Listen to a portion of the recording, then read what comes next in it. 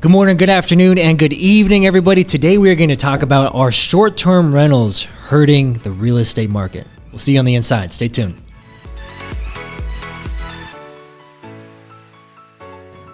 Welcome back to the Inside View Real Estate Podcast, everybody. I am your host, Josh Zinga. I'm here with my fantastic host, Carl Freund, and today we are going to be talking about, does the short-term market really actually affect the real estate market here within Arizona?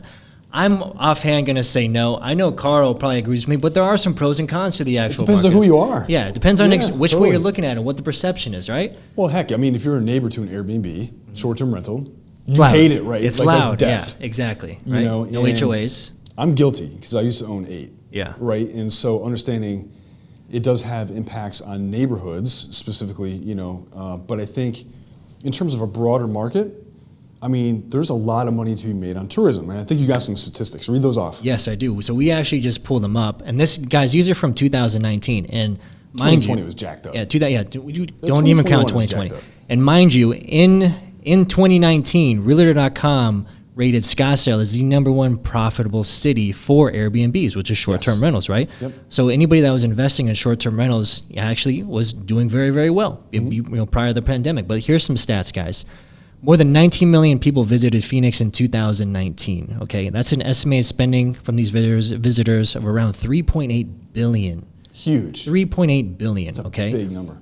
Total economic impact from visitors in Phoenix in 2019 was more than 6.6 billion. Mm-hmm. That's with a B, guys. Okay, visitor spending impact more than 55,000 jobs in Phoenix in 2019. The visitor economy sustains 8.7% of the jobs in Phoenix area. So that's some wonderful stats there, guys. Yeah. So when you guys read that, so I know tourism here within Phoenix and within Scottsdale is one of the largest economic drivers of our economy, right? Coming from the baby boomers, and you have all of the snowbirds coming in just in droves, right? Yeah. In absolute droves, and they're bringing money. They're investing here. They're buying properties. They're buying real estate.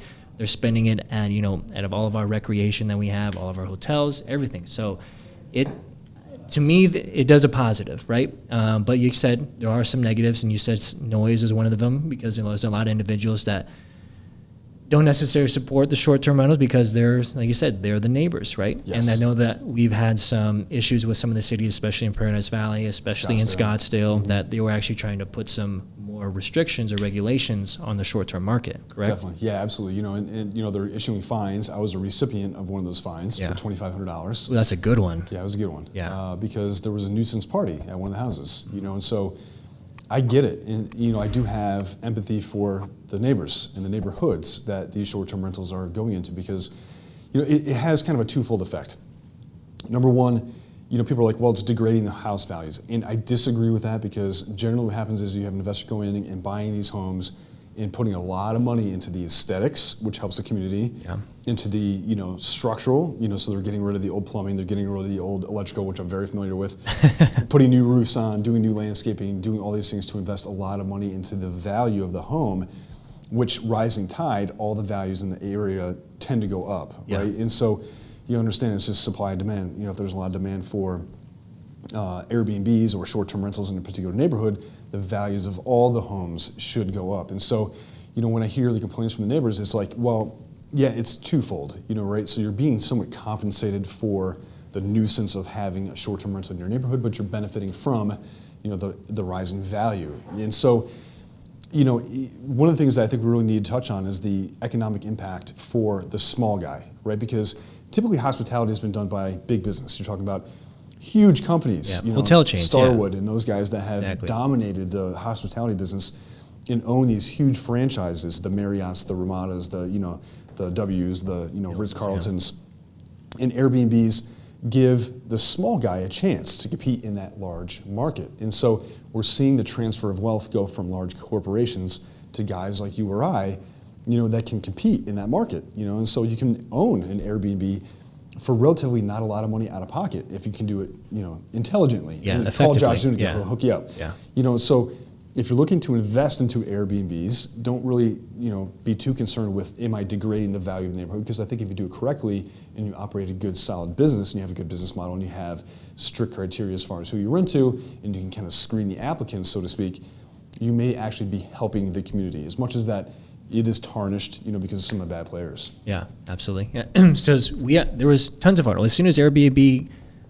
came out, they knew they were recognized as a disruptor, right? As a disruptor of the hospitality industry, right? And guess what? They don't own any real estate. That's a cool thing crazy. about it. Airbnb is like one of the largest real estate companies, quote unquote, but they don't own any real estate, but right? Yeah. But if you guys are looking to invest, and you're saying, Carl was saying it only adds value to like the neighborhood, but if you guys are wanting to get into short-term rentals, one of my best advice that you do is like, hey, as soon as you get into it, make friends with the neighbors, all right?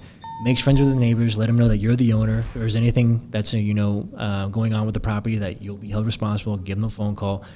It's not, you don't want to be getting phone calls, but absolutely, you're just trying to do good for the neighborhood in case, some things do actually arise. Just communicate. It's not if, it's when, right? Yep. It's not if, it's when. Mm-hmm. So for the overall answer, I honestly believe that, the short-term rental market is going to continue to grow here within Scottsdale, Arizona, and within Phoenix.